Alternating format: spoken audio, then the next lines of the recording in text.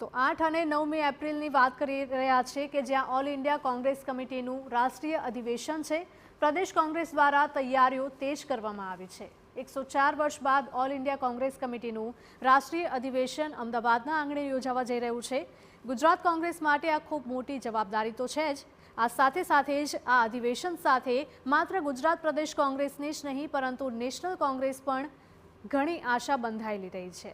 આ સાથે જ કોંગ્રેસ આ વર્ષને સંગઠન વર્ષ તરીકે ઉજવી રહ્યું છે, ત્યારે અધિવેશનમાં સંગઠનને લઈને મહત્વના ઠરાવ થવાના સંકેત છે।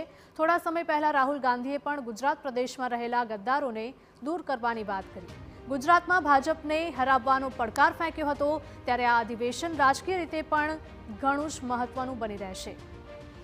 ગુજરાતમાં 64 વર્ષ બાદ મળી રહેલા અધિવેશનને વિશેષ બનાવવા માટે પ્રદેશ કોંગ્રેસે પૂરજોશમાં તૈયારીઓ શરૂ કરી દીધી છે। ગુજરાત આવનાર કોંગ્રેસના ડેલિગેટ્સને કોઈ પણ પ્રકારની મુશ્કેલી ન થાય તેનું વિશેષ ધ્યાન રાખવામાં આવી રહ્યું છે।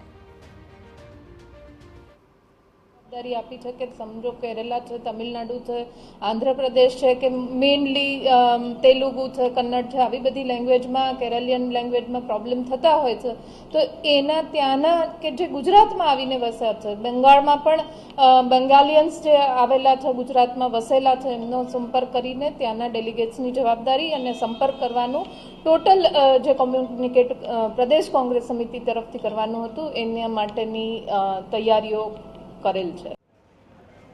ગુજરાતમાં 6 દાયકા બાદ યોજાવા જઈ રહેલા અધિવેશન સાથે નવીનીકરણ અને બદલાવની અપેક્ષા રાખવામાં આવી રહી છે। કોંગ્રેસની ડ્રાફ્ટ કમિટીએ નક્કી કરેલ ઠરાવ CWCમાં રજૂ કરાશે, જેમાં કોંગ્રેસના નવીનીકરણ, રાષ્ટ્રીય અને સામાજિક મુદ્દાઓ સામેલ હોઈ શકે છે।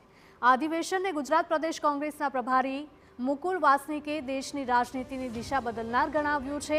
તેમણે કહ્યું છે કે અધિવેશન માત્ર ગુજરાત માટે જ નહીં પરંતુ સમગ્ર દેશની રાજનીતિ માટે મોટી ઘટના બનશે। આ ઉપરાંત તેમણે ભાજપ પર આક્ષેપ કરતા કહ્યું હતું કે ભાજપ વિચારોના આદાન પ્રદાનમાં નથી માનતું।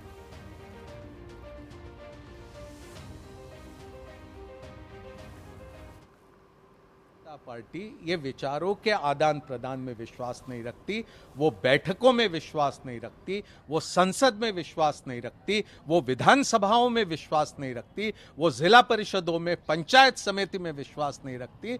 और इसका हम ये पिछले सालों में हम पूरा अच्छी तरह से देख रहे हैं। हम ये मानते हैं कि ये बैठक जो होने जा रही है कांग्रेस की, ये देश की राजनीति के लिए बहुत महत्वपूर्ण दिशा निर्धारित करने वाली है। छेल्ले कर्नाटकમાં મળેલ કોંગ્રેસના રાષ્ટ્રીય અધિવેશન સમયે જ આગામી અધિવેશન ગુજરાતમાં મળશે એ પ્રકારની જાહેરાત થઈ ચૂકી હતી અને એ પૂર્વે રાહુલ ગાંધી લોકસભામાં ભારતીય જનતા પાર્ટીને તેઓ ગુજરાતમાં હરાવશે એ પ્રકારની ચેલેન્જ આપી ચૂક્યા હતા। ત્યારે આ અધિવેશન રાજકીય રીતના પણ ખૂબ મહત્વનું પુરવાર થશે।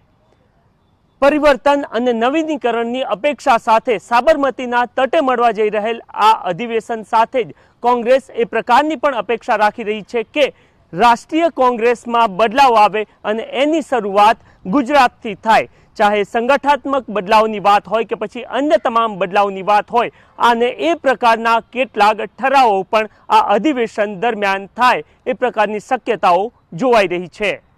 કેમેરામેન નટવર પરમાર સાથે નરેન્દ્ર રાઠોડ, TV9